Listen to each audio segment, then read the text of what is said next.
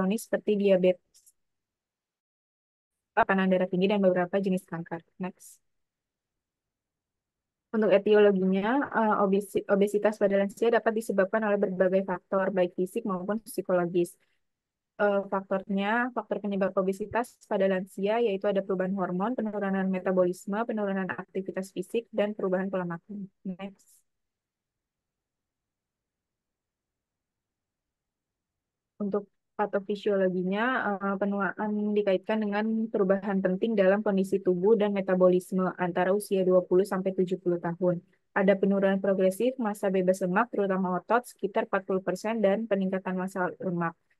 Setelah usia 70 tahun, massa bebas lemak dan massa lemak menurun secara paralel. Distribusi lemak berubah seiring bertambahnya usia, sehingga ada peningkatan lemak visceral yang lebih nyata pada wanita daripada pria. Selain itu, lemak semakin banyak disimpan di otot rangka dan di hati. Lemak visceral yang lebih tinggi adalah penentu utama gangguan toleransi glukosa pada orang tua.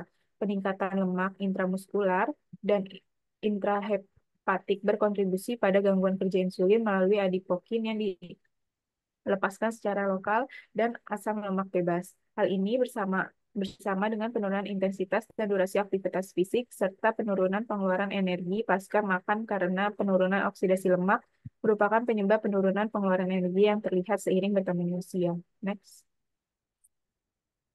Untuk manifestasi klinisnya, yang pertama ada wajah bulat dengan pipi tembem dan dagu rangkap, leher relatif pendek, dada membusung dengan payudara membesar, perut membuncit, pada laki-laki barytenosis dan gynecomastia, pubertas di genovalgum atau tungkai berbentuk dua pangkal paha bagian dalam saling menempel dan pergesekan yang dapat menyebabkan laserasi kulit. Next.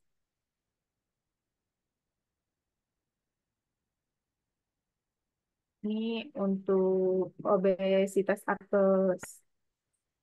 apel salpet, obesitas dengan distribusi jaringan lemak lebih banyak di bagian atas. Obesitas tubuh bagian atas merupakan dominasi penimbunan lemak tubuh di tungkal. Kemudian tipe obesitas ini berhubungan dengan kuat dengan diabetes, hipertensi, dan penyakit kardiovaskuler daripada obesitas tubuh bagian bawah. Untuk obesitas tipe Pir-Sapet, pada obesitas tipe ini distribusi jaringan lemak lebih banyak di bagian panggul dan paha sehingga tubuh menyerupai buah pir. Resiko kesehatan pada tipe ini lebih tinggi dibandingkan dengan tipe menyerupai buah pir karena sel-sel lemak di sekitar perut lebih siap melepaskan lemaknya ke dalam pembuluh darah dibandingkan dengan sel-sel lemak di tempat lain atau perifer. Next. Untuk faktor risikonya, ada beresiko rendah jika angka BMI menunjukkan angka di bawah 27, beresiko sedang jika angka BMI menunjukkan angka di antara 20 sampai 30, beresiko tinggi jika angkanya 30 sampai 35, beresiko sangat tinggi jika di antara 35 sampai 40, paling tinggi di angka 40. Selain itu, resiko obesitas pada usia dapat meningkat karena sejumlah faktor seperti memiliki penyakit hipotiroidisme, masih merokok secara aktif, jarang bergerak aktif. Next. Lalu ada komplikasi obesitas, yaitu ada penyakit jantung, osteoartritis, diabetes tipe 2, dan gangguan pernapasan. Next. Lalu ada pelaksanaan medis obesitas. Yang pertama ada perubahan gaya hidup, terapi diet, aktivitas fisik, terapi perilaku, farmakoterapi, pembedahan tindakan. Next. Lalu ada pemeriksaan penunjang obesitas. Yang pertama ada anamnesis asupan diet, kemudian pemeriksaan klinis, lalu pemeriksaan antropometri, lalu uji biokimiawi. Next. Ada konsep dasar asuhan keperawatan obesitas. Next. Pengkajian keperawatan yang pertama identitas klien yang seperti nama, usia, jenis kelamin, agama, nomor register, lalu riwayat kesehatan. Riwayat kesehatan sekarang kayak keluhan utama yang sering ditemukan adalah keluhan berat badan berlebih, kelelahan, keterbatasan gerak yang menyebabkan keterbatasan mobilitas fisik. Next.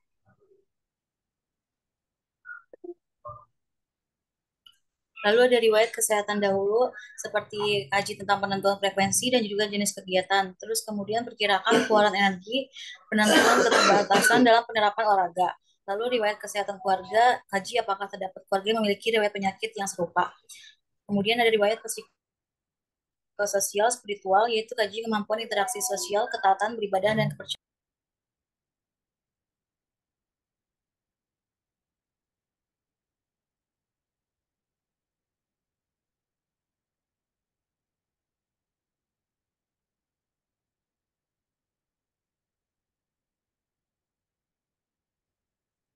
Selanjutnya ada pola fungsi kesehatan. Yang pertama itu ada pola nutrisi, itu menggambarkan masukan nutrisi, balance cairan, dan elektrolit. Nafsu makan, pola makan, diet, kesulitan menelan, dan mual muntah. Lalu ada pola eliminasi, menjelaskan pola fungsi ekskresi, kandung kemih, defekasi, ada tidaknya masalah defekasi, dan penggunaan kateter. Next. Selanjutnya ada pola tidur dan istirahat, menggambarkan pola tidur, istirahat, dan persepsi terhadap energi, jumlah jam tidur pada siang dan malam, masalah tidur, dan insomnia. Lalu ada pola aktivitas, menggambarkan pola latihan, aktivitas, frekuensi, dan lamanya aktivitas. Next.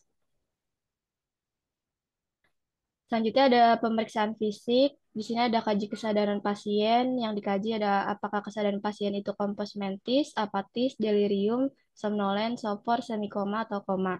Lalu kaji TTV, di antaranya ada tekanan darah, nadi, suhu, pernafasan, dan saturasi oksigen. Lalu kaji perhitungan BMI untuk menilai obesitas.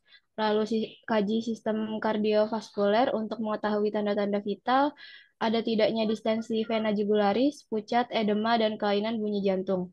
Lalu sistem respirasi untuk mengetahui ada tidaknya gangguan kesulitan nafas. Next. Selanjutnya ada sistem hematologi untuk mengetahui ada tidaknya peningkatan leukosit yang merupakan tanda adanya infeksi dan pendarahan.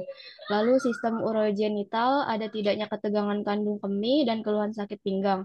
Lalu sistem muskuloskeletal untuk mengetahui ada tidaknya kesulitan dalam pergerakan, sakit pada tulang, sendi, dan terdapat fraktur atau tidak. Lalu ada sistem kekebalan tubuh untuk mengetahui ada tidaknya pembesaran kelenjar getah bening. Next. Lalu di sini ada format pengkajian spesifik pada lansia dengan masalah kesehatan kronis. Untuk skornya di sini ada 0 dengan tidak pernah, 1 jarang, 2 sering, 3 selalu. Untuk yang dikaji ada beberapa fungsi, diantaranya ada fungsi penglihatan, fungsi pendengaran, fungsi paru, fungsi jantung, fungsi pencernaan. Next. Nah, ada fungsi pergerakan, fungsi persyarafan, dan fungsi saluran perkemihan. Jika skor kurang dari 25, tidak ada masalah sampai dengan masalah kesehatan kronis ringan. Lalu jika skor 26 sampai 50, masalah kesehatan kronis sedang. Jika skor melebihi 51, masalah kesehatan kronis berat. Next. Lalu selanjutnya di sini ada fungsi kognitif. Jadi di sini ada beberapa pertanyaan. Jika pasien bisa menjawab, itu mendapatkan skor 1. Jadi di sini ada beberapa pertanyaan seperti sebutkan tahun berapa sekarang, bulan apa sekarang, atau di mana kita sekarang.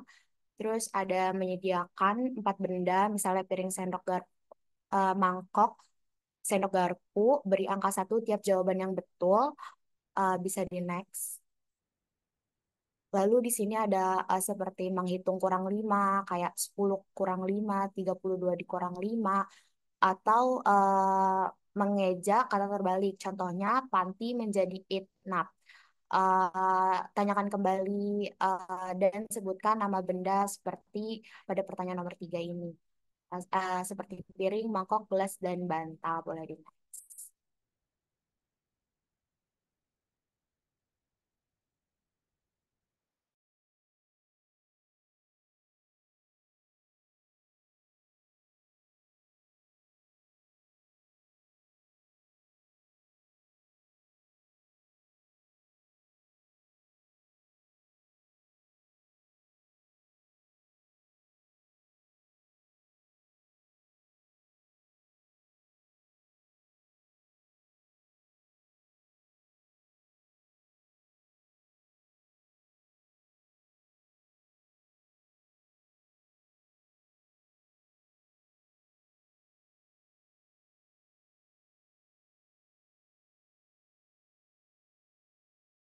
Ya, izin kelompok untuk anggota kelompok yang lain bisa membackup ya.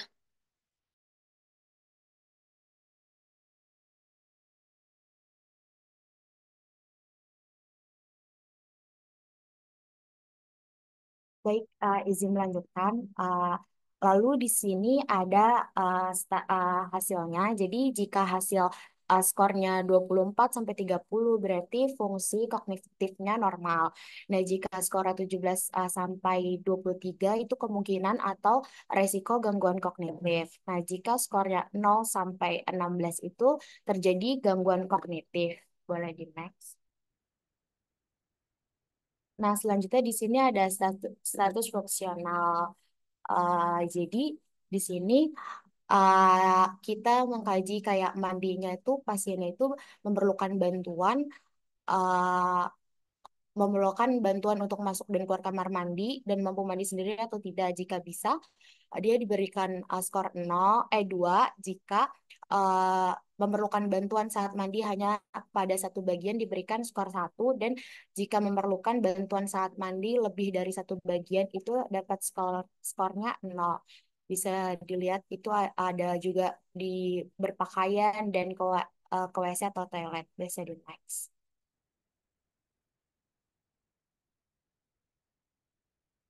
Nah, di sini juga ada berpindah dan berjalan dan buang air, makan. Bisa di next.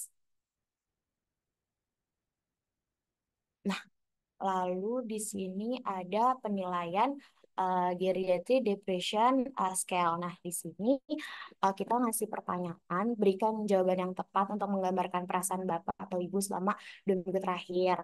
Ini berikan satu skor jika jawabannya sesuai dicetak tebal. Nah, jadi di sini ada contoh pertanyaan seperti apakah Ibu atau Bapak pada dasarnya puas dengan kehidupan ini? Jika uh, jawabnya tidak, maka dia mendapatkan skor 1.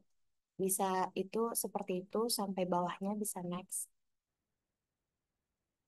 Nah, jadi di sini ada keterangannya. Nah, jika mendapatkan keterangan 0 sampai 4 berarti hasilnya itu normal. Nah, jika mendapatkan skor 5 sampai 9 itu kemungkinan besar ada gangguan depresi dan jika hasilnya lebih dari 10 itu ada gangguan depresi. Bisa di next. Kemudian di sini ada diagnosa keperawatan, yaitu obesitas berhubungan dengan kelebihan konsumsi gula. Selanjutnya, lalu di sini ada intervensi keperawatannya dari diagnosa obesitas berhubungan dengan kelebihan konsumsi gula itu tujuan dan kriteria hasilnya setelah dilakukan tindakan keperawatan selama 3 kali 24 jam diharapkan obesitas menurun. Mungkin teman-teman bisa lihat intervensi keperawatannya itu ada manajemen berat badan. Selanjutnya, selanjutnya, kemudian ada edukasi berat badan efektif. Selanjutnya, selanjutnya. Kemudian di sini ada implementasi keperawatan, perilaku atau aktivitas spesifik yang dikerjakan oleh perawat untuk mengimplementasikan intervensi keperawatan. Komponen ini merupakan rangkaian perilaku atau aktivitas yang dikerjakan oleh perawat untuk mengimplementasikan intervensi keperawatan. Tindakan-tindakan pada intervensi keperawatan terdiri atas observasi, terapeutik, edukasi, dan kolaborasi. Selanjutnya.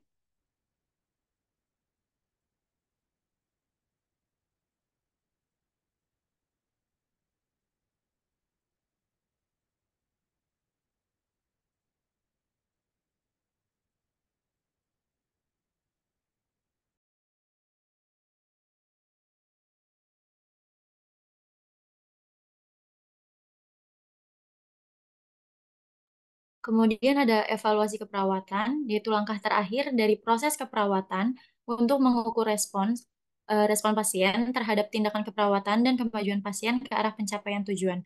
Evaluasi menentukan selesainya proses keperawatan apabila hasil evaluasi menunjukkan tercapainya tujuan dan kriteria hasil, maka masalah keperawatan pasien telah teratasi. Sedangkan jika sebaliknya, maka rencana keperawatan kembali dilaksanakan. Selanjutnya.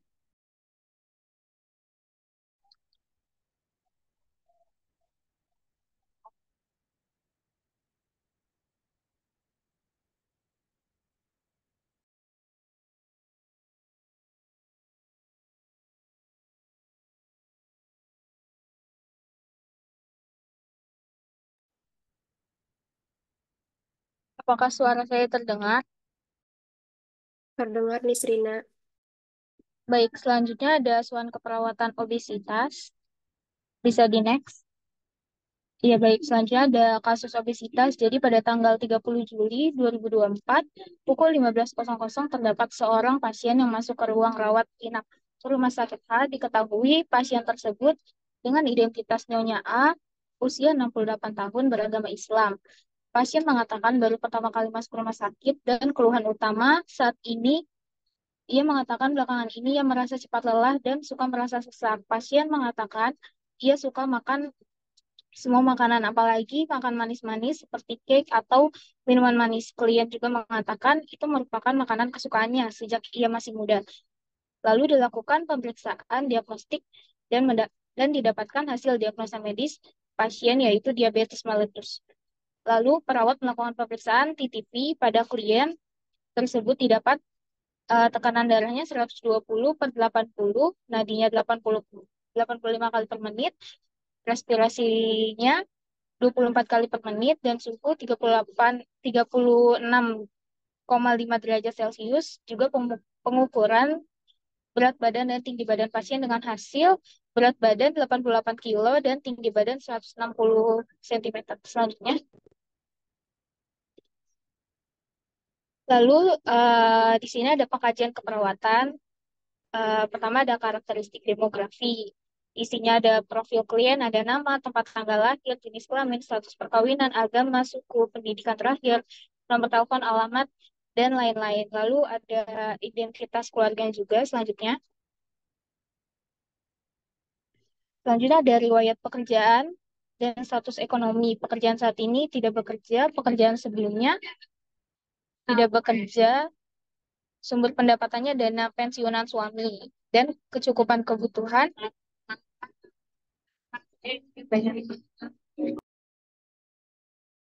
Lalu kecukupan kebutuhannya cukup. Di sini ada aktivitas rekreasi dan lingkungan tempat tinggalnya bisa dilihat ya teman-teman. Selanjutnya. Nah, lalu selanjutnya ada riwayat keluarga. Di sini ada data-data dari suami dan anak-anak klien ya bisa dilihat ya teman-teman. Selanjutnya. Nah, selanjutnya ada yang pertama ada nutrisi. Frekuensi makannya 4 sampai 5 kali dalam sehari. Nafsu makannya baik, jenis makanan, pasien mengatakan suka makan apapun, kebiasaan sebelum makan, minum air putih. Makanan yang tidak disukai, pasien mengatakan tidak ada makanan yang tidak disukai. Lalu alergi terhadap makanan, tidak ada alergi, pantangan makanan, pasien juga tidak punya pantangan, lalu keluhan yang berhubungan dengan makan, pasien tidak memiliki keluhan. Lalu ada eliminasi, ada BAK, dan BAB-nya bisa dilihat ya teman-teman data-datanya. Selanjutnya.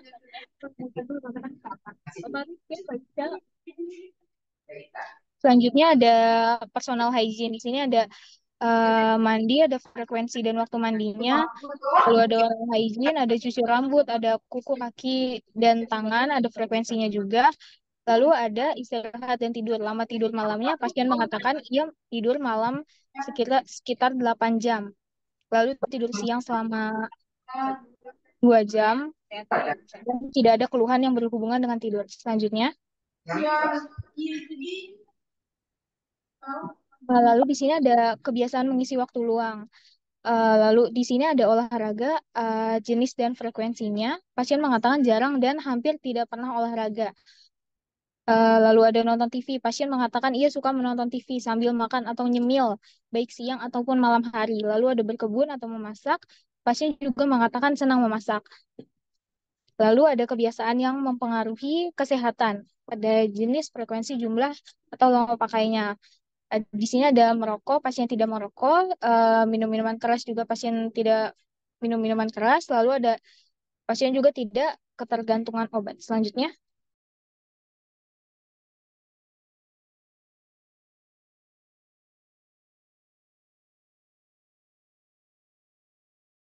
Ya, izin lanjutkan. Selanjutnya ini ada pengkajian bagian status kesehatan.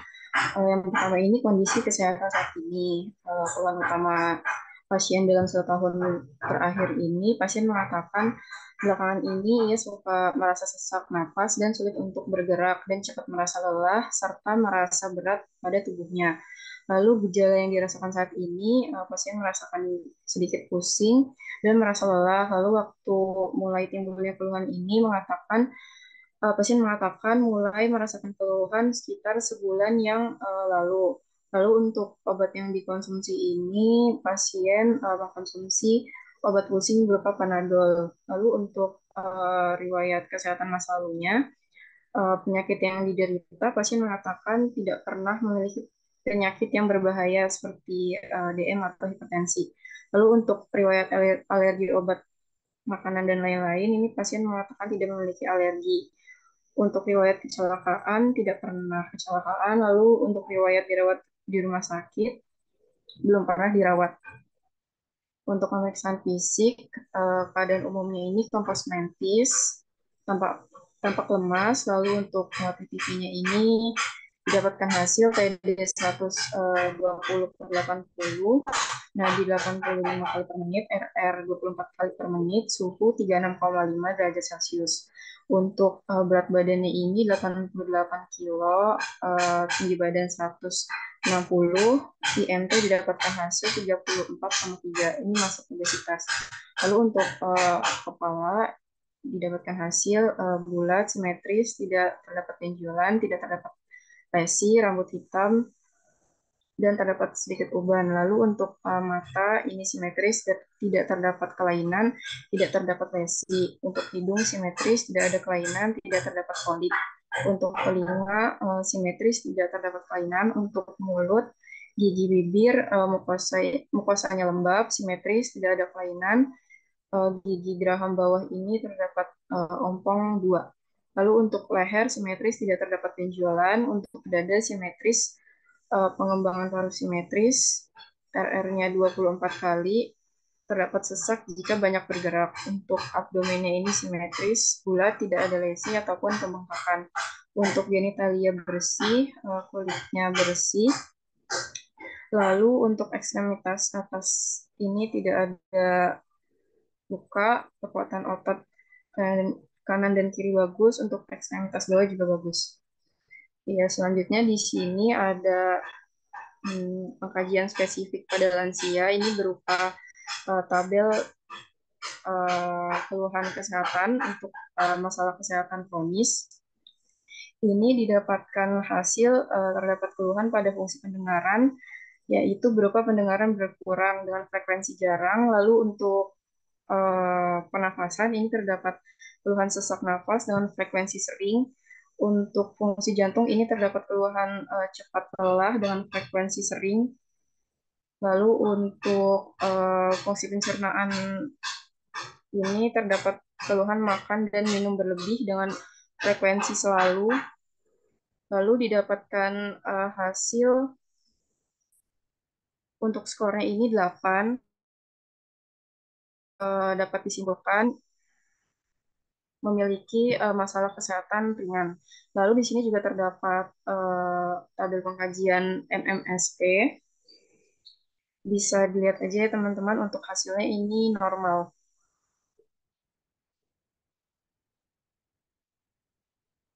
Oke, lanjutkan Surya sudah dijelaskan tadi ada kajian MMSE disimpulkan bahwa Nina M memiliki skor 30 pada pengkajian fungsi kognitif yang artinya Nina M memiliki fungsi kognitif yang normal.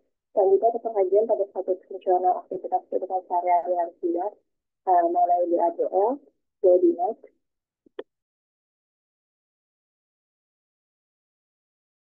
Boleh next lagi. Ya, di sini boleh sebelumnya. Di sini Nyonya A memiliki tingkat kemandirian dalam melakukan aktivitas daily-nya. Boleh di next. Di sini ada tabel kajian pada tingkat depresi atau geriatric depression scale. Boleh di next. Kesimpulannya di mana Nyonya A memiliki skor 2 yang artinya tingkat depresi Nyonya A masih dalam rentang normal. Boleh di next.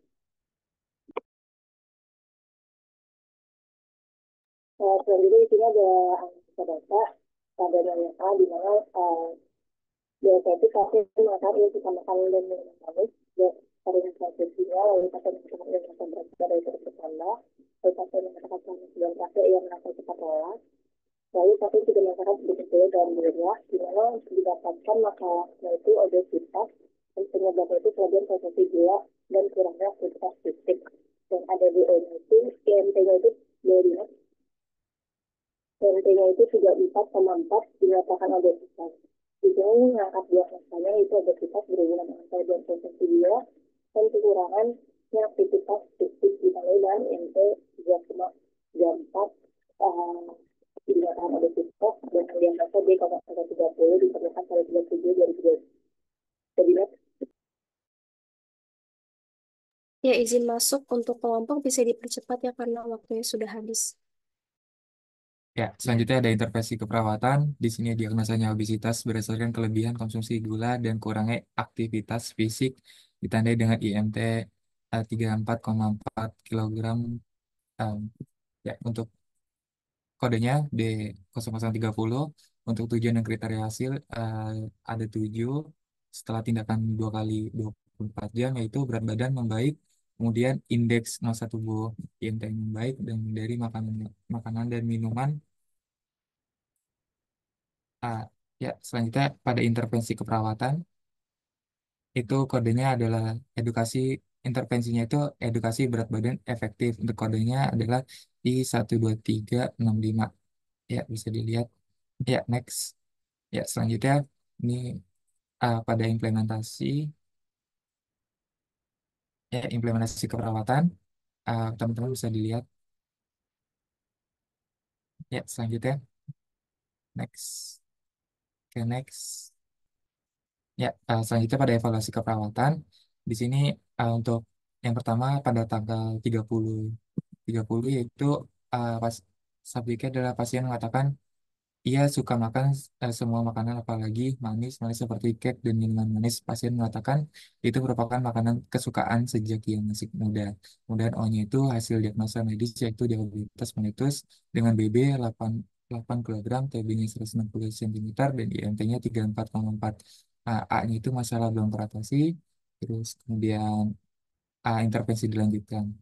Kemudian ya, pada tanggal 31, subjeknya pasien mengatakan sudah mengurangi konsumsi gula ataupun yang manis-manis dan tinggi kalori. Pokoknya setelah dilakukan Pencast tentang edukasi berat badan efektif, pasien telah mengetahui berat badan ideal pada dirinya. Pasien tampak sudah mengonsumsi makanan yang bergizi.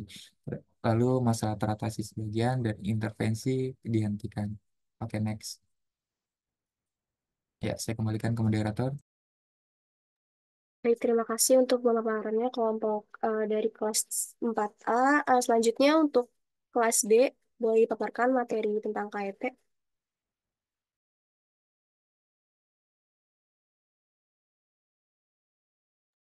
Ya, untuk anggota kelompoknya ada Amar Gifari, ada Anida Avianti, Anissa Nur Yulia, Kanzamanda Maulika, Laili Fridayuni, Nika Tolong ya, moderatornya. Moderatornya siapa? Izin saya, Ibu. Rizka. Ya. Rizka, tolong. Yang kelas 4B, 4 RKI bukan menayangkan semuanya. Tetapi adakah dari kelas B atau RKI yang tidak ada di 4A? Kalau ada, tayangkan. Kalau nggak ada sama ya udah, nggak jadi masalah. Sekarang tinggal pertanyaan. Tahu maksudnya, Rizka? Oh ya, baik Ibu.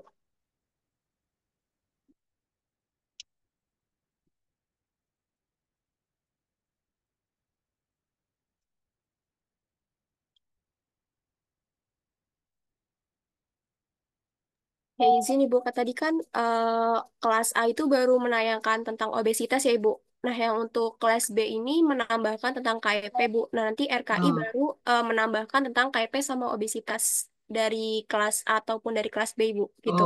Oke. Ya, Boleh. begitu. Ya, untuk kelas B boleh di-share screen kembali.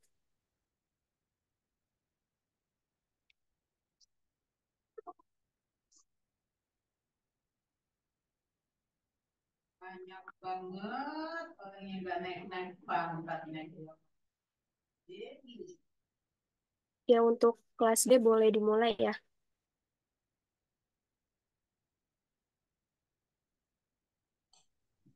Iya, yang pertama ini ada konsep dasar penyakit KFP. Ya, kurang energi protein adalah keadaan kurang gizi.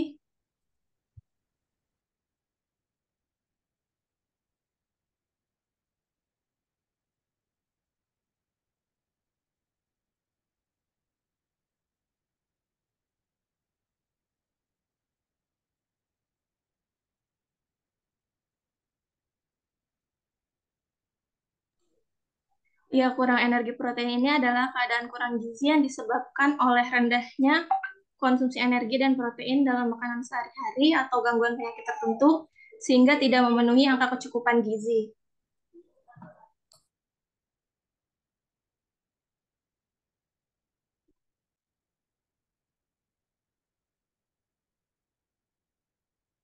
Ya, selanjutnya ada etiologinya. Penyebab langsung dari KFP ini adalah defisiensi kalori maupun protein, yang artinya kurang konsumsi makanan yang mengandung kalori maupun protein, hambatan utilasi zat gizi, adanya penyakit infeksi, dan investasi cacing dapat memberikan hambatan absorpsi dan hambatan utilisasi zat-zat gizi yang menjadi dasar timbulnya KFP.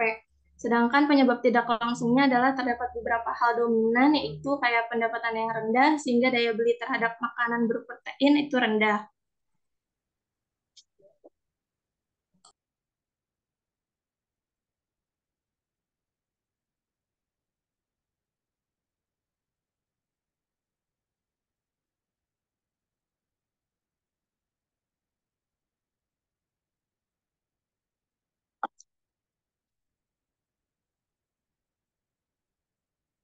Oh iya, kemudian kekurangan energi protein dalam makanan yang akan menimbulkan kekurangan berbagai asam amino esensial yang dibutuhkan untuk sintesis.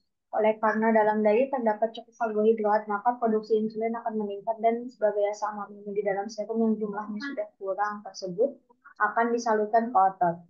Berkurangnya asam amino dalam serum merupakan penyebab kurangnya pembentukan albumin oleh hepat sehingga kemudian timbul edema. Perlemahan hati terjadi karena gangguan pembentukan lipoprotein beta, sehingga transport lemak dari hati ke hati juga terganggu dan akibatnya terjadi akumulasi lemak dalam hepat. Selanjutnya, nah, penurunan intake karbohidrat itu menyebabkan hipoglikemi di mana gula darahnya itu menurun dan dapat menyebabkan energi menurun yang nantinya tubuh akan mengalami kesulitan gerak dikarenakan tidak ada energi. Gula darah yang menurun juga menyebabkan kinerja dari enzim pencernaan sehingga terjadi gangguan pada proses penyerapan yang nantinya bisa menyebabkan diare. Jika sudah diare, tubuh akan kekurangan banyak cairan sehingga menyebabkan hipovolemia dan penurunan berat badan sehingga bisa terjadi defisit nutrisi. Selanjutnya, ya ini ada pathway-nya ya.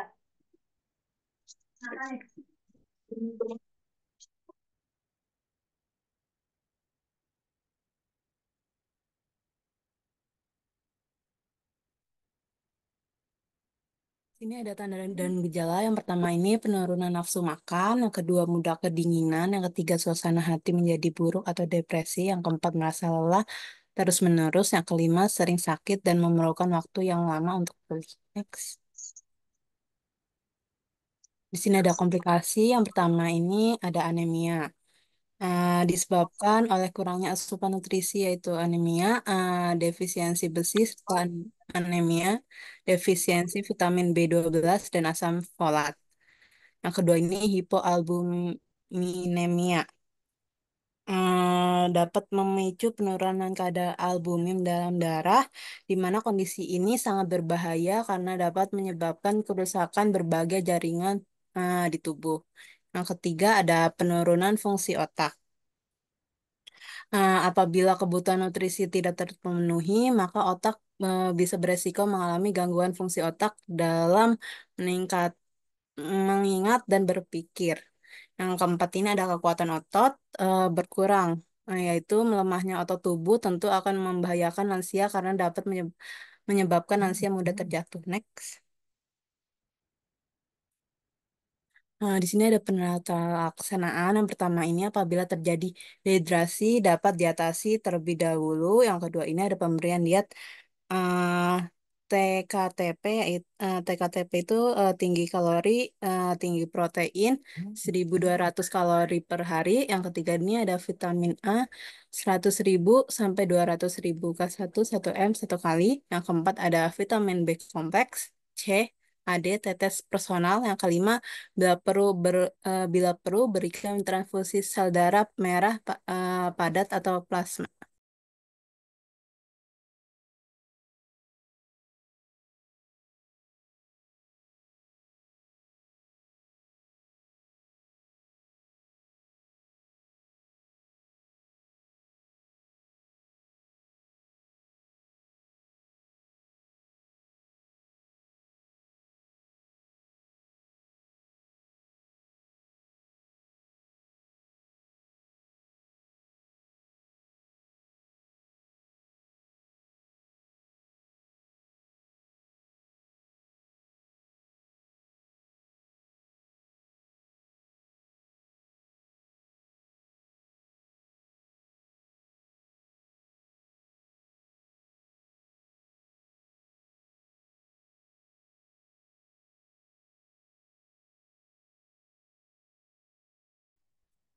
Eh, di sini pertama ada pengkajian. Pengkajian itu meliputi dari identitas klien, yaitu dalam identitas klien, hal yang biasa dikaji itu adalah nama, alamat, jenis kelamin, umur, status, agama, suku, riwayat pendidikan, riwayat pekerjaan, sumber pendapatan, tempat tinggal sekarang, dan nama tinggal, dan juga tanggal pengkajiannya. Yang kedua, di sini ada riwayat kesehatan. Untuk riwayat kesehatannya, yang pertama itu riwayat kesehatan saat ini. Riwayat kesehatan saat ini itu dilakukan pengajian terkait keluhan yang dirasakan oleh klien, faktor pencetus, waktu timbulnya keluhan, kondisi yang memperingan atau memperberat keluhan, dan upaya apa saja yang telah dilakukan klien untuk mengatasi keluhan. Pasien dengan defisit nutrisi ini biasanya mengalami masalah menurunnya nafsu makan, mual, muntah, badan lemas, hingga penurunan berat badan. Terus ada riwayat kesehatan masa lalu. Nah, untuk riwayat kesehatan masa lalu ini dilakukan pengkajian terkait penyakit yang pernah diderita, riwayat jatuh atau kecelakaan, riwayat pemakaian obat, riwayat alergi obat, hingga apakah pernah mengalami masalah gangguan nutrisi. Kemudian selanjutnya ada riwayat kesehatan keluarga. Nah, ini dilakukan pengkajian terkait penyakit yang diderita anggota keluarga dan apakah memiliki riwayat masalah gangguan nutrisi yang sama. Kemudian yang ketiga, ini maaf salah ya teman-teman, maksudnya adalah pola kebiasaan sehari-hari, bukan status fisiologis. Yang pertama itu adalah pola nutrisi. Nah, di pola nutrisi ini dikaji dengan pedoman ABCD, yang di mana A itu adalah antropometri, meliputi pengukuran dari berat badan, tinggi badan, lila atas, dan lipatan kulit atau lipatan lemak. Kemudian untuk B itu data biomedis. Ini adalah data biomedis dengan pengkajian status nutrisi klien ditunjang dengan pemeriksaan laboratorium seperti hemoglobin, hematokrit, dan albumin. C ini untuk tanda klinis. Tanda klinis status nutrisi klien terkait masalah nutrisi seperti nafsu makan menurun atau meningkat dan tubuh lemas. Untuk D ini adalah diet. Perlu dikaji dalam riwayat konsumsi nutrisi atau diet klien seperti kebiasaan makan, makanan kesukaan, pemasukan cairan, problem diet, aktivitas fisik, hingga riwayat kesehatan. Selanjutnya yang kedua, selain pola nutrisi ada pola eliminasi. Untuk pola eliminasi ini dilakukan pengajian terkait kebiasaan BAB dan BAK dan adakah keluhan saat BAB dan BAK seperti konstipasi atau adanya penggunaan kateter. Kemudian selanjutnya ada pola istirahat dan tidur. Dilakukan pengkajian terkait pola tidur, istirahat, lamanya tidur, kebiasaan tidur, atau keluhan yang dialami saat tidur. Karena biasanya kalau klien yang dengan gangguan nutrisi ini mengalami kesulitan tidur dan tidak nyaman atau gelisah. Selanjutnya ada pola aktivitas. Pola aktivitas ini dilakukan pengkajian dari pola aktivitasnya gimana, terus kegiatan olahraga, dan kebiasaan mengisi saat waktu luang. Selanjutnya ada pola personal hygiene atau kebersihan diri. Ini dilakukan terkait kebiasaan mandi klien, kebiasaan menggosok gigi, kebiasaan mencuci rambut, hingga kebiasaan gunting kuku. Selanjutnya ada pola reproduksi dan seksual. Dilakukan pengkajian terhadap kepuasan atau masalah terhadap seksualitas klien. Selanjutnya di sini ada pemeriksaan fisik. Pemeriksaan fisik ini dilakukan yang pertama dengan head to toe dan mengkaji tanda-tanda vital dan status gizi klien, meliputi pengukuran tekanan darah, nadi, suhu, respirasi, berat badan, tinggi badan, hingga IMT-nya atau indeks massa tubuhnya. Pemeriksaan fisik head to toe yang pertama itu ada kepala. Kepala dilakukan inspeksi dan palpasi. Untuk inspeksinya, untuk kulit kepala dilihat apakah ada lesi atau tidak, warna warna kulit kepalanya kehitaman atau kecoklatan, terus ada edema atau tidak, dan distribusi kulit rambut. Untuk rambutnya, kita lihat distribusi rambutnya merata atau tidak, terus rambutnya kotor atau bersih, terus bercabang atau tidak.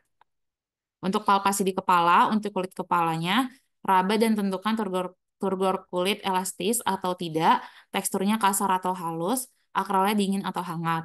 Untuk rambut, dirasakan apakah rambutnya itu mudah rontok atau tidak, tekstur rambutnya halus atau kasar. Pada klien defisit nutrisi, biasanya dijumpai rambutnya itu rontok berlebihan. Selanjutnya ada pemeriksaan fisik di bagian mata.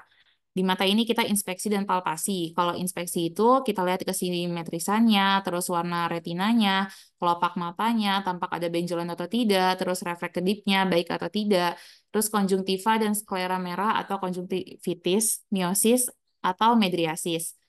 Untuk palpasinya, ditekan secara ringan untuk mengetahui adanya tekanan intraokuler. Jika ada peningkatan akan teraba keras.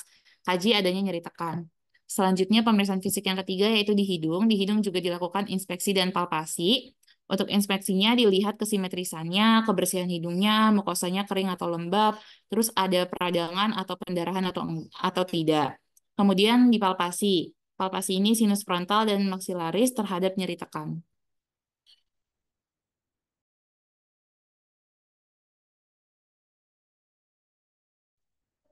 Selanjutnya ada mulut, gigi, dan tenggorokan. Di inspeksinya itu kesimetrisan bibir, warna, adanya lesi atau tidak, karakteristik permukaan mulut dan lidah, jumlah giginya, gigi yang karies, dan penggunaan gigi palsu.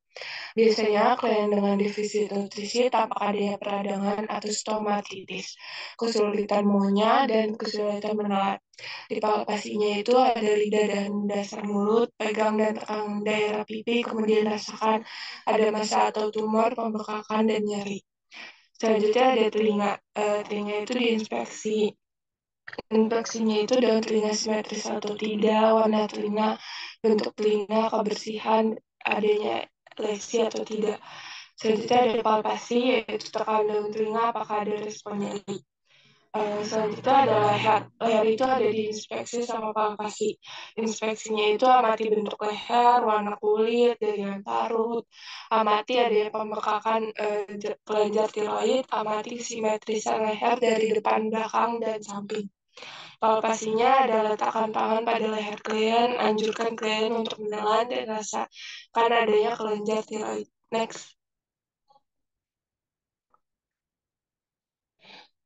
Selanjutnya ada dada. Dada itu ada di inspeksi, palpasi, perkusi, dan auskultasi.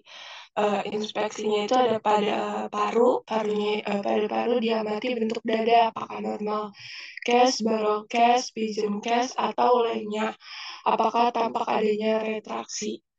Inspeksi irama dan frekuensi pernafasan. Kalau jantung itu inspeksi ekstremitas terhadap tanda ketidakcukupan vena antara lain trombosis, edema, varises, vena. Dipalpasi pada paru apakah ada tonjolan-tonjolan abnormal, taktil fremitus yaitu keseimbangan lapang paru, perabaan suhu tubuh, kaji apakah ada nyeri tekan atau tidak, taktil fremitus berdasarkan perabaan dada dan punggung untuk mengetahui keseimbangan pada paru dengan pengucapan 66 dan 99 dengan hasil bervariasi berdasarkan intensitas nada dan tinggi vibrasi. Pada jantung, palpasi nadi dari kedua lengan pada area nadi temporalis, karotis, brachialis, antebrachialis untuk mengetahui frekuensi, irama, amplitudo, kontur, dan simetris. Nah, normalnya adalah 60-90 kali per menit, iramanya teratur. Ukuran tekanan darah pada kedua lengan untuk mengetahui kestabilan jantung normalnya pada usia lanjut yaitu 140/90 di perkusi pada paru, perkusi lapang paru untuk mengetahui bunyi paru.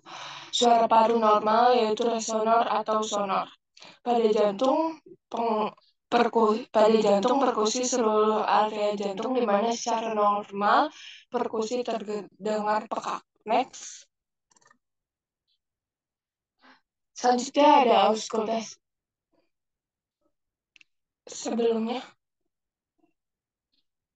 Selanjutnya ada auskultasi paru-paru. Auskultasi mulai dari atas sampai bawah dan membandingkan hasilnya antara kanan dan kiri.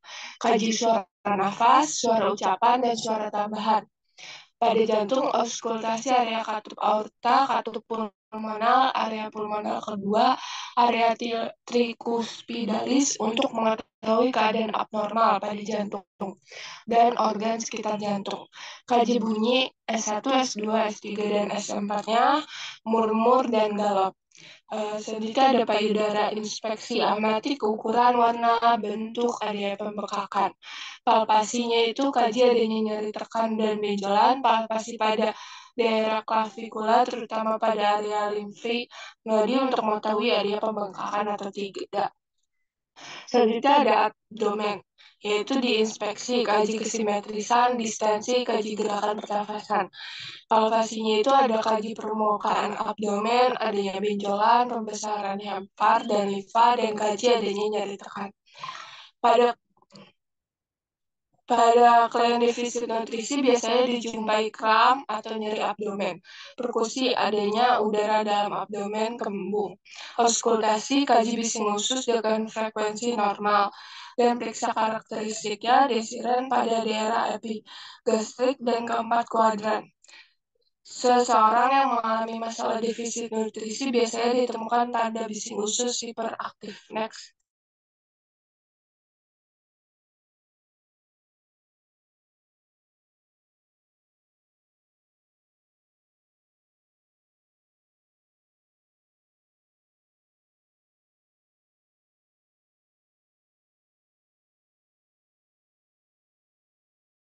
Selanjutnya itu genetalia.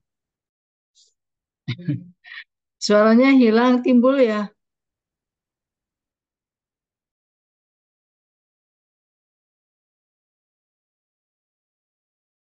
Ya, izin melanjutkan ya Ibu, sepertinya teman saya terkendala jaringan. Selanjutnya di sini ada genetalia, diinspeksi dan palpasi. Kalau pada pria itu diinspeksi kesimetrisan ukuran skrotum, kemudian kebersihannya, kaji adanya hemoroid pada anus. Kalau wanita kebersihannya, karakteristik mons pubis dan labia mayora serta kesimetrisan labia mayora. Terus di genetalia juga dipalpasi. Kalau pada pria itu kaji adanya nyeri tekan, palpasi skrotum dan testis. Kalau pada wanita kaji adanya nyeri tekan. Kemudian di ekstremitas, diinspeksi dan palpasi, inspeksinya kalau pada ekstremitas, kaji warna kuku, jari-jari tangan, terus lihat ada edema atau enggak. Pada muskulo, kaji kekuatan otot ekstremitas dengan melakukan pengujian kekuatan otot. Terus di ekstremitas juga dipalpasi. Kalau pada ekstremitas itu permukaan menonjol atau kasar. Kalau pada muskulo itu turgor kulitnya hangat atau dingin. Selanjutnya di sini ada integumen. Integumen diinspeksi dari kebersihannya, warna, kelembapan kulit, adanya gangguan pada kulit, terdapat lesi atau enggak. Kemudian dipalpasi, permukaan kulitnya itu kasar atau halus.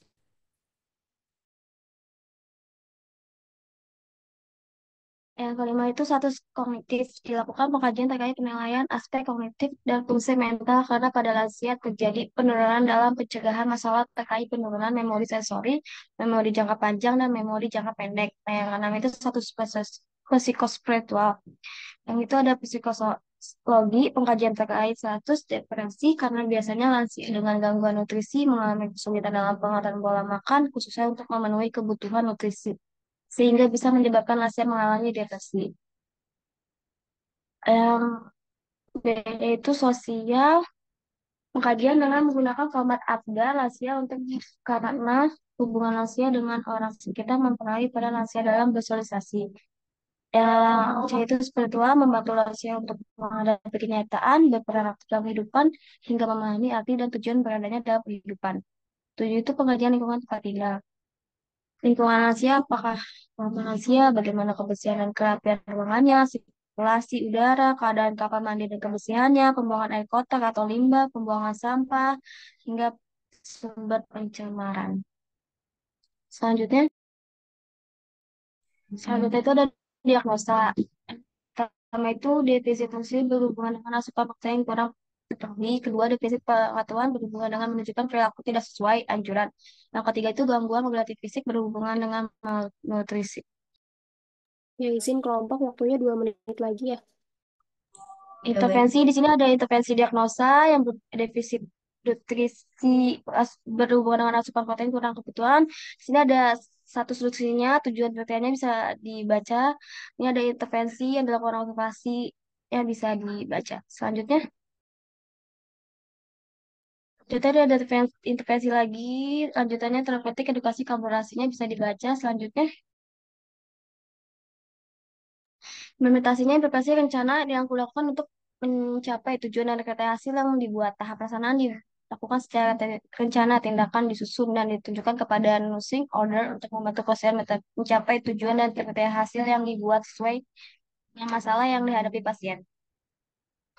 Agar kondisi pasien cepat membaik, diharapkan kerjasama dengan keluarga pasien yang dilakukan pelaksanaan agar tercapai tujuan dan kriteria hasil yang sudah dibuat dalam intervensi. Evaluasinya, evaluasi asupan kekuatan didokumentasikan dalam bentuk SWOT, subjektif, objektif, assessment, dan planning menurut acuan 2010. Adapun sempurnaan SWOT yang dilakukan evaluasi yang diharapkan dapat sesuai dengan masalah pasien hadapi yang telah dibuat pada perencanaan tujuan dan kriteria hasil. Ya, terima kasih untuk kelompok kelas B. Selanjutnya untuk RKI, jika ada tambahan boleh di-share screen ya materinya.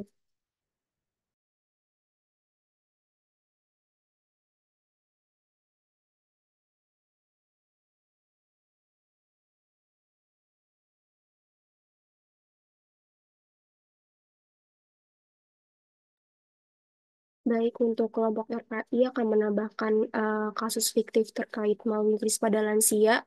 Boleh dimulai ya pemaparan materinya sampai 15:45. Terima kasih. Ya, baik, izin masuk. Berikut adalah kasus fiktif asuhan keperawatan dari KEP. Pasien lansia wanita berumur 84 tahun berinisial Y datang ke rumah sakit dengan keluhan cemas, tidak nafsu makan, dan BB menurun. Pasien datang ke rumah sakit diantar oleh tetangganya. Pasien tampak masih bisa jalan walaupun tertatih-tatih. Kesadaran pasien kompos mentis, pasien juga mengatakan tidak nafsu.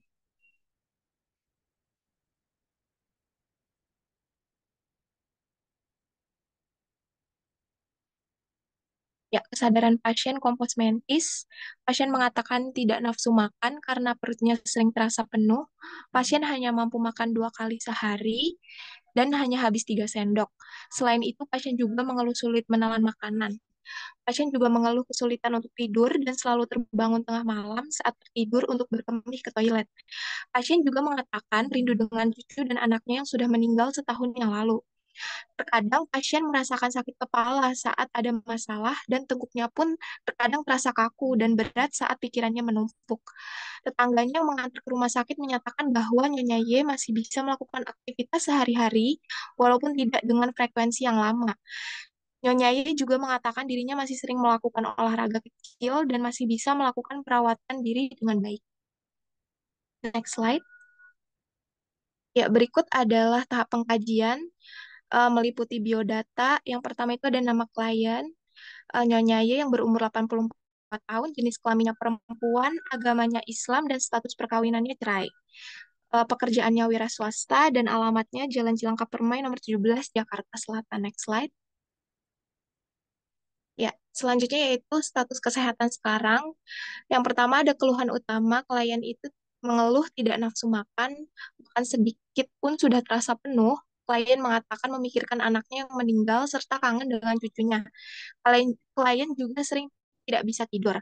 Lalu keluhan yang menyertainya yaitu klien mengatakan memikirkan anaknya yang meninggal serta kangen dengan cucunya. Klien juga sering tidak bisa tidur. Lalu selanjutnya yaitu pengetahuan usaha yang dilakukan untuk mengatasi keluhan klien tersebut, yaitu klien tidak tahu kenapa perutnya begitu. Klien makan sedikit dan hanya minum teh. Lalu obat-obatan yang pernah digunakan yaitu tidak ada obat-obatan yang rutin dikonsumsi oleh klien. Next slide.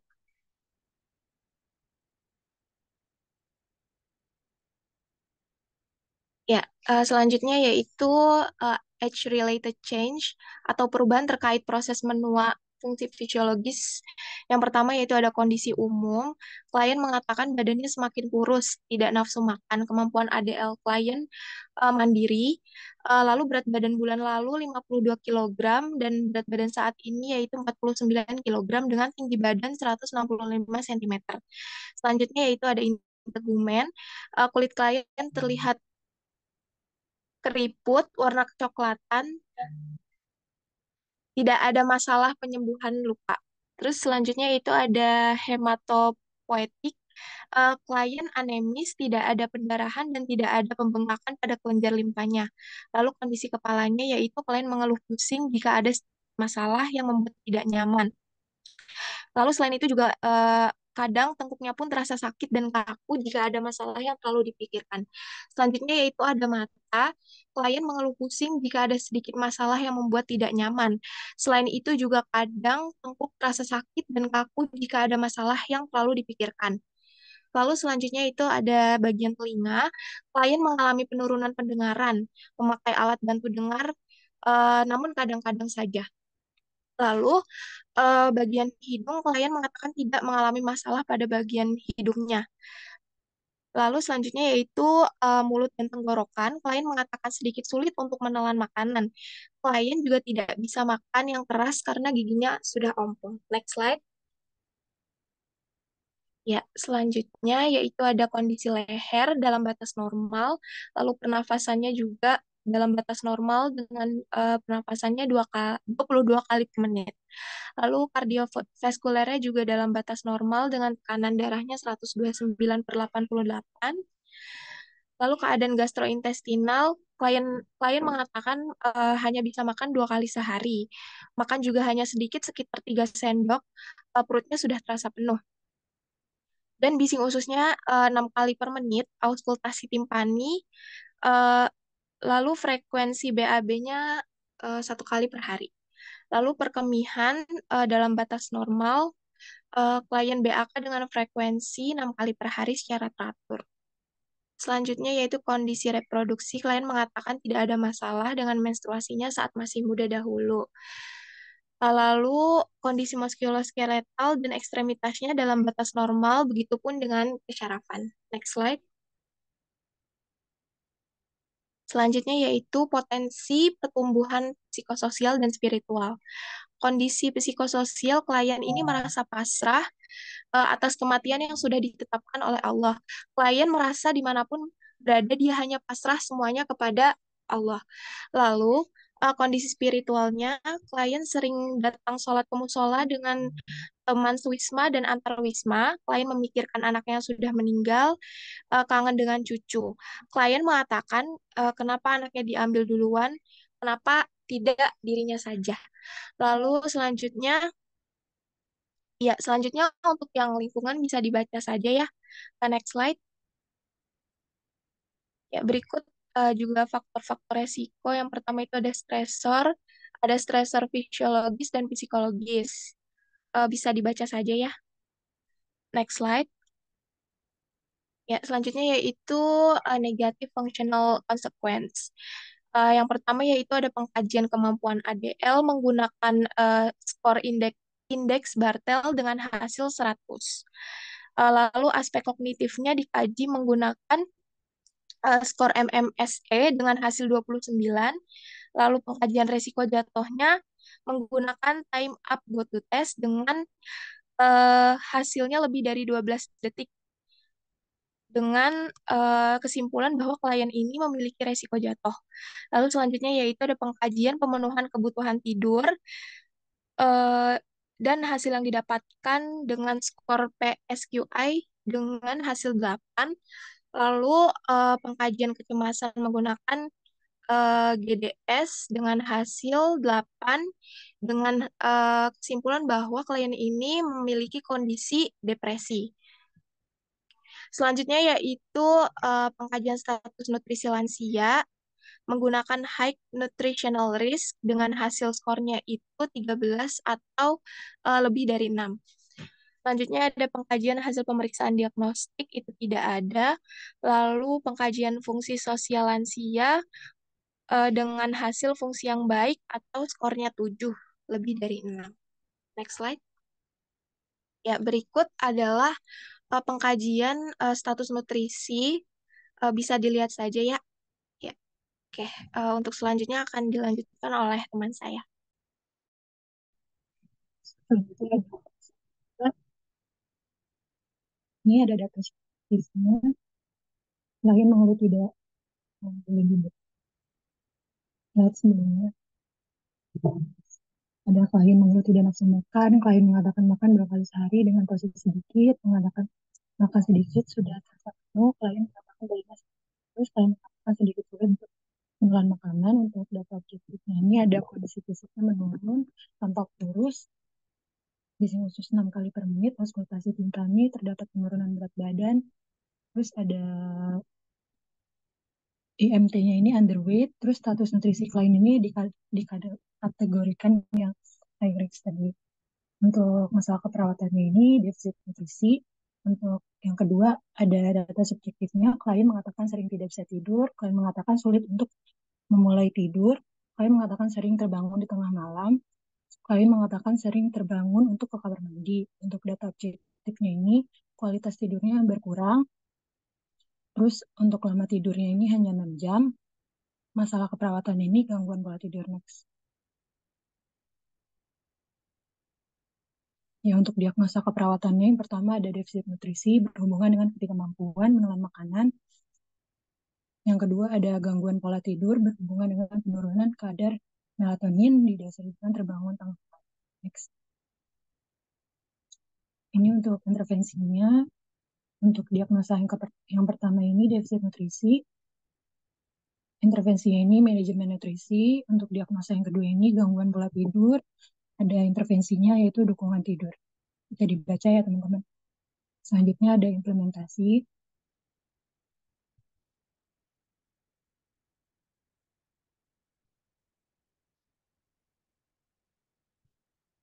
Yang terakhir ada evaluasi.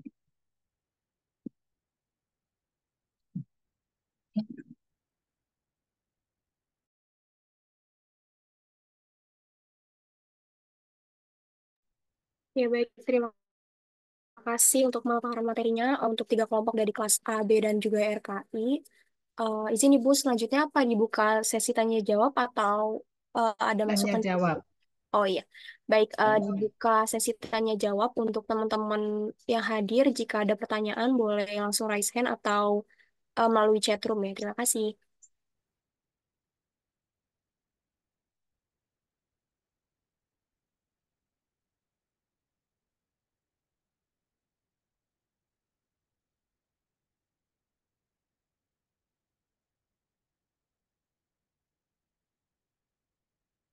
Ada pertanyaan nggak? Kok semuanya diem?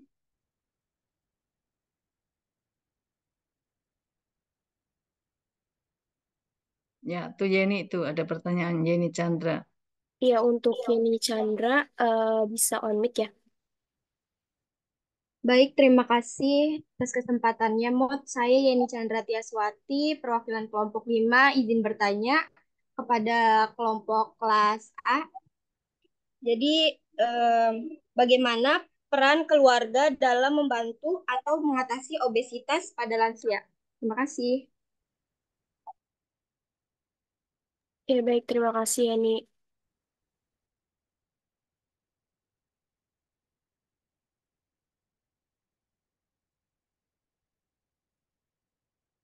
Yang selanjutnya untuk teman-teman yang hadir, apa ada yang ingin ditanyakan kembali?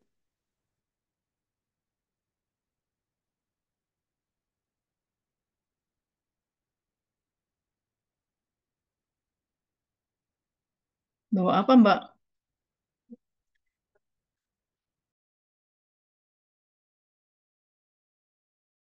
Silakan, ada pertanyaan lagi? Tidak ada? Ya, untuk Adelia, boleh on mic.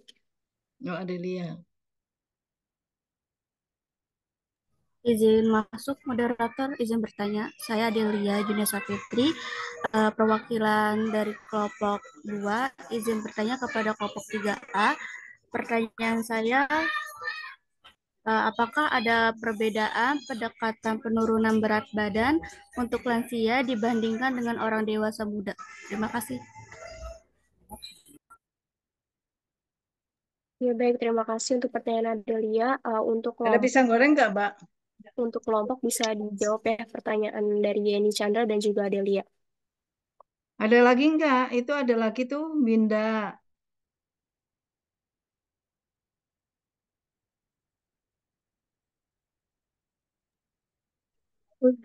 Kelompok.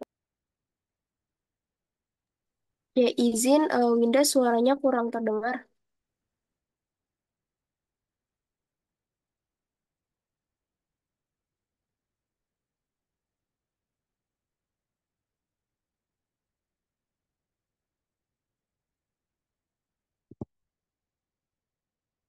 Butin? Butin? Rita, bersih banget. Gemuk, bersih mukanya. Gemuk dan bersih mukanya. Winda, mana pertanyaannya, Winda?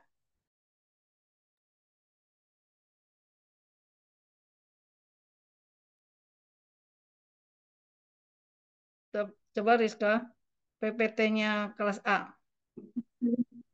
Oh, izin Ibu. Kenapa? Pinas, siapa ini Pinas? Izin Ibu, saya Winda. Saya Oh dari ya, kelompok, mohon maaf. Mau bertanya kamu ya? Izin Ibu, saya dari kelompok. Tadi moderator udah ngajuin buat jawab pertanyaan, maksudnya gitu Ibu. Oh ya, oke.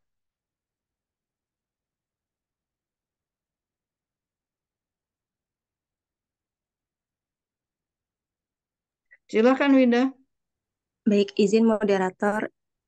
Saya Winda dari kelompok, perwakilan dari kelompok 3 mengenai pertanyaan Yeni tadi. Tentang obesitas, bagaimana peran keluarga dalam membantu atau mengatasi obesitas pada lansia.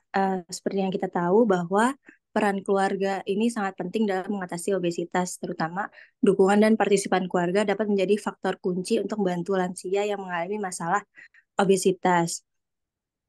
Kelompok memberikan ada beberapa peran keluarga dalam mengatasi obesitas lansia. Yang pertama itu adanya edukasi pola makanan sehat, di mana keluarga dapat membantu dengan mendorong pilihan makanan yang seimbang dan rendah lemak, serta menghindari makanan olahan atau tinggi gula, akan membantu anggota keluarga mengatasi obesitas pada lansia.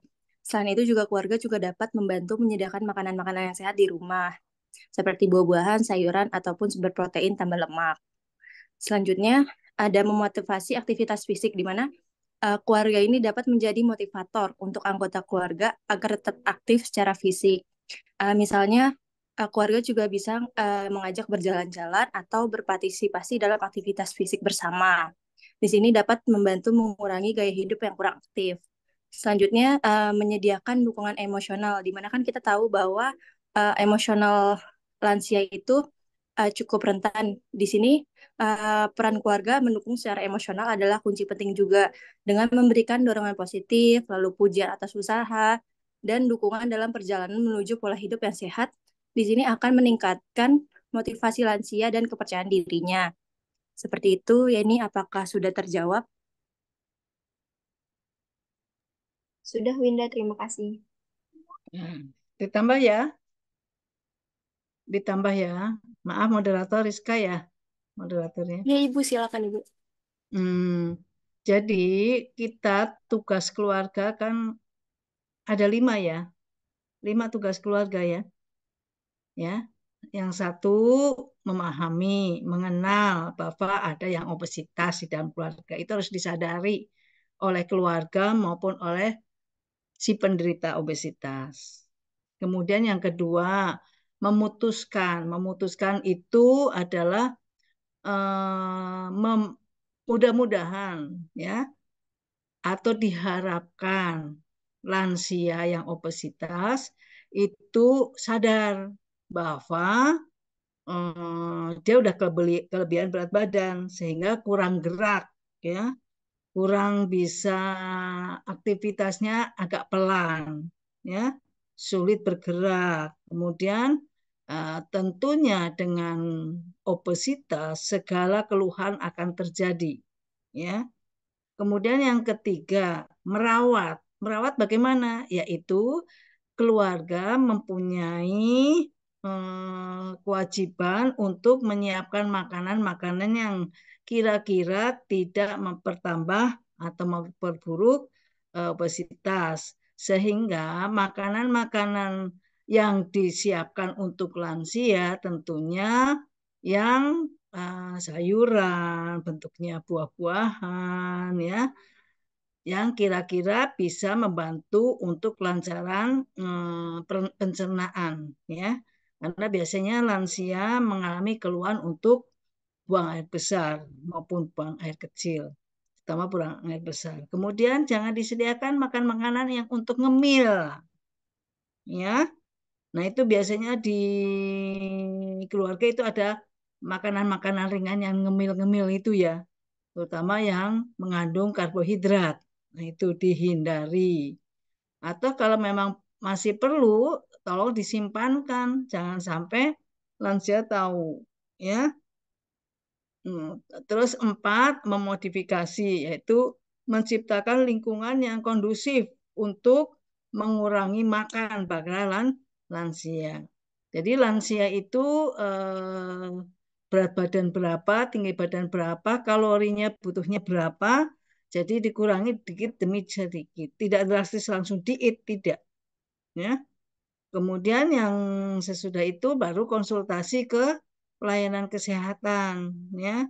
Biasanya dengan menu gizi berapa kalori yang harus dimakan, kemudian karbohidrat berapa, lemak berapa, protein berapa.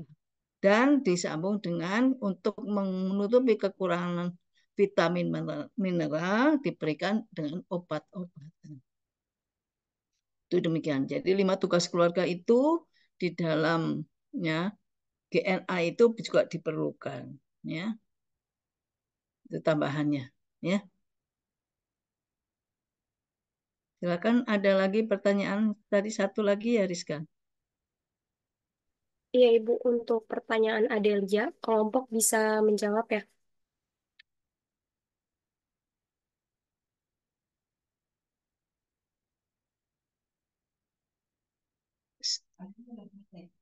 Ya, Pak Nana udah dipromosi.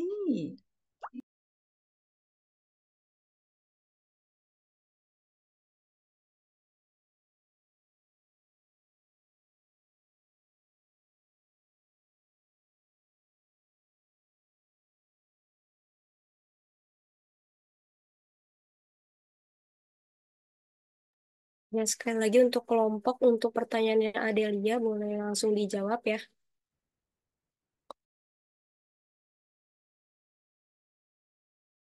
Apa, Rizka? Pertanyaan Adelia.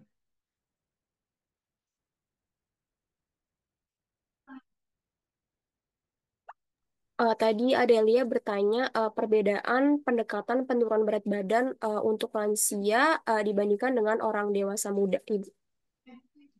Oh, ya. Baiklah.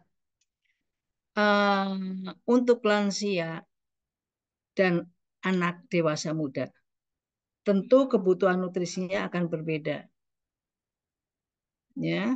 Dan penggunaan daripada nutrisi yang masuk juga berbeda. Kalau lansia sudah nggak ada pertumbuhan dan perkembangan, ya kan? Jadi lansia nggak butuh itu untuk numbuh gigi, numbuh rambut, ya, dan sebagainya. Jadi kemudian tidak juga perlu untuk aktivitas. Kalau yang muda kan aktivitasnya besar, seperti Anda, ya. Nah, tentunya nutrisinya pun akan berbeda kebutuhannya. Berapa kalori dan ya, seperti misalnya lansia ada yang 1.500, ada yang 1.700, ya. Kalau Anda mungkin lebih dari itu, 2.300 kalori.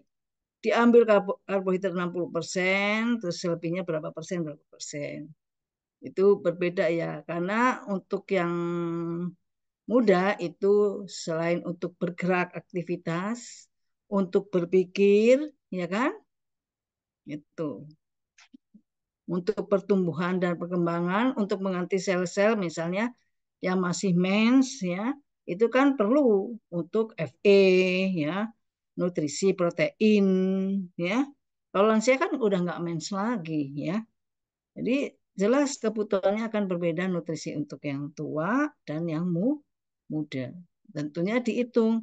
Kalau ingin tahu lebih jelasnya lagi, Anda datang ke gizi, berapa kebutuhan saya? Umur saya sekian, berat badan saya sekian, IMT saya sekian, tinggi badan saya sekian. Ya, kalau saya sudah dihitung 1.700 kalau saya. Ya, 1.700 itu dalam sehari, jadi dibagi 3. Ya, 3 bisa saya pagi 500, sore 500, siang 700. Kenapa siang 700? Karena saya aktivitas pada siang hari cukup banyak gitu. Misalnya ya, untuk menghadapi Anda ya, untuk ngajar, untuk jalan, untuk ngajar yang lain, untuk berpikir ya. Selain ngajar harus pengamas, harus penelitian dan sebagainya. Harus ngisi ekin, harus ngisi BKD, harus ikut seminar dan sebagainya. Itu aktivitas di siang hari itulah banyak. Sehingga 700. Nah, kalau Anda 2.300 Anda bagi sendiri aja, dibagi misalnya 800, 1.600 pada siang harinya Anda berapa gitu, ya. Itu demikian. Terjawab nggak, Adelia? Mana Adelia? Sudah bisa, Bu. Sudah jelas. Terima kasih, Bu. Yuk. Terus ada lagi nggak?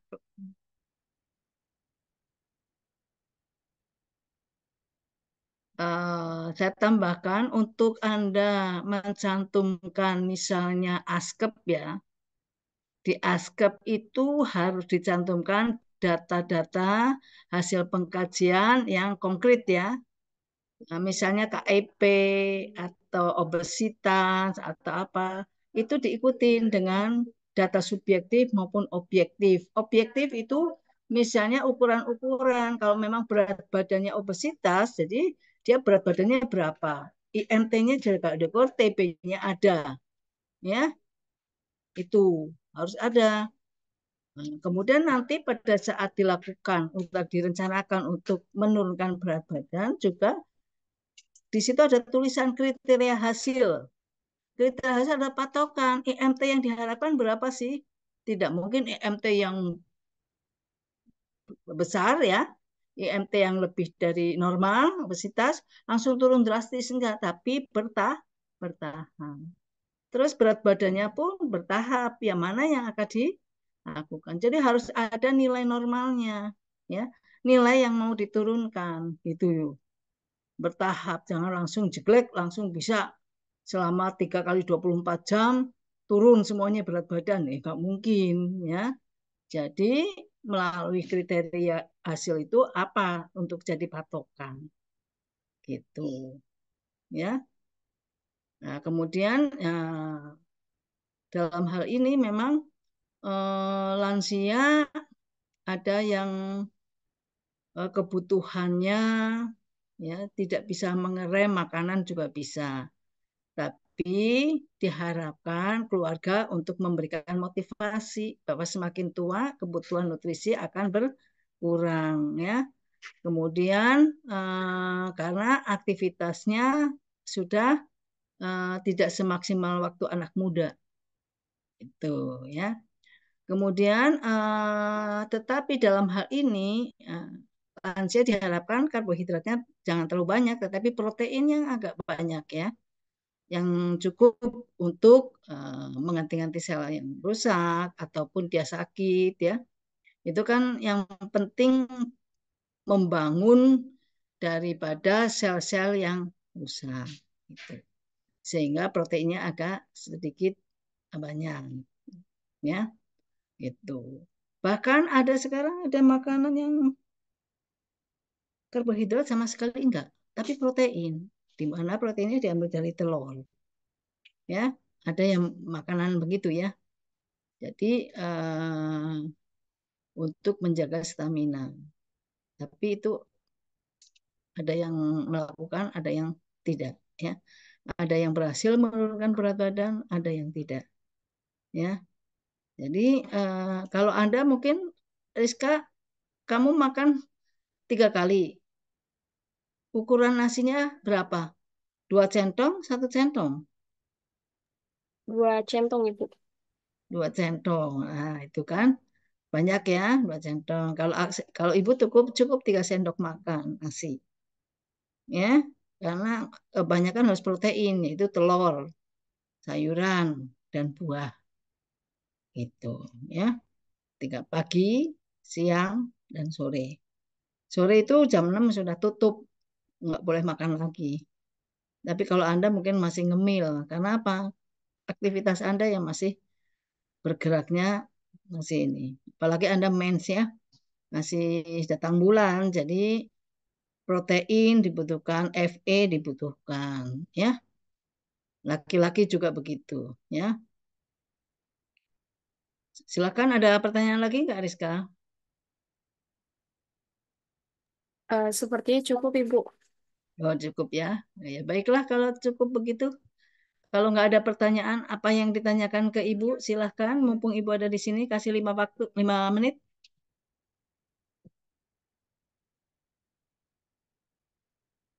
Nggak ada?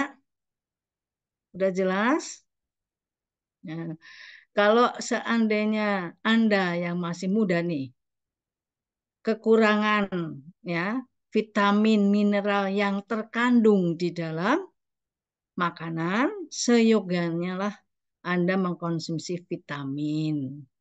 Misalnya vitamin C, vitamin D, ya. Kemudian minyak ikan itu boleh dikonsumsi karena itu akan dikeluarkan. Nah, vitamin D itu penting sekali ya untuk otot-otot, ya, untuk tulang dan sebagainya. Nah, itu kandungannya di dalam tubuh harus diperiksa selama setahun, diperiksa vitamin D-nya bagaimana, ya. Berapa persen yang terkandung di dalam tubuh, ya. Nah, itu kalau masih 30% berarti masih kurang vitamin D-nya dosisnya. Itu demikian. Vitamin D bisa diperoleh dengan cara minum konsumsi vitamin D dan berjemur.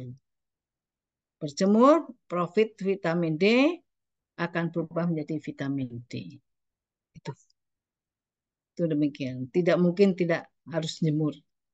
Ya, manfaatkan berjemur itu bagus ya. Antara jam 7, 8, 9, 10. Ted, udah. Itu sekitar itu. Oke. Kalau nggak ada pertanyaan, baiklah. Ibu akhiri sekian. Rizka, terima kasih. Ya, tolong nanti kelas A, kelas B, kelas RKI kumpulkan makalahnya, ditunggu hari Kamis. Ya, perwakilan aja ngumpulin. Karena Anda mau ujian kapan?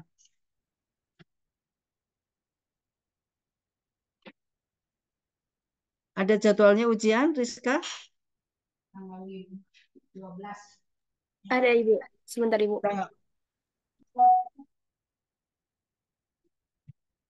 Izin jawab Ibu tanggal 19. Nah, tanggal 19 ya. Saya kan bikin soal. Maka dari itu perlu ada ini ya. Terima kasih ya. Ibu izin tanya, Ibu. Ya. Tadi kelompok ngumpulinnya Kamis besok atau Kamis minggu depan, Ibu? Jangan Kamis minggu depan. Kapan saya mau bikin soal? Berarti Kamis besok ya, Ibu? Oh, iya. Secepatnya. Secepatnya lebih baik kan. Ini sudah ada, tinggal di ini. Ya, tambahkan yang kurang. Ya, oke. Ibu kan bikin soal paling 10, 10, 10, 30 nih, atau 15. Ya. Baiklah, udah? Udah jelas, Rizka? Ibu akhiri sekian. Udah di screenshot ya? Udah? Sudah Ibu tadi di awal. Iya, udah.